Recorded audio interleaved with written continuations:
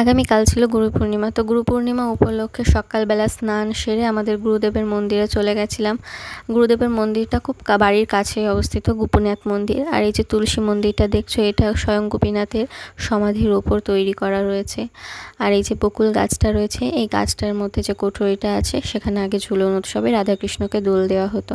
আর এটা হচ্ছে আমাদের সেই মন্দির। তো আমি মন্দিরটা চারিপাশটা একটু ঘুরিয়ে দেখিয়ে দিলাম। আর এখানে গুরু পূর্ণিমার জন্য দুপুরের খাওয়া দাওয়ার আয়োজন চলছিল। পাশেই ছিল বাবা বিশ্বনাথের মন্দির, তো এটা এখন বন্ধ। চারিদিকে প্রচুর গাছপালা রয়েছে দেখো। আর এখানে গুরু প্রণামের জন্য ফল কাটা হচ্ছে। মন্দিরটা চারপাশে এত গাছপালা আর এত পরিবেশটা এত শান্ত, ওখানে গেলে মনটা অন্যরকম হয়েছে, বাড়ি আসতে ইচ্ছে করে না। আলাদা রকমের একটা ফিলিংস তৈরি হয়, খুব ভালো লাগে। আর এই যে গাছটা রয়েছে, এখানে আগে শ্রী চৈতন্য মহাপ্রভু বসে বিশ্রাম নিতেন।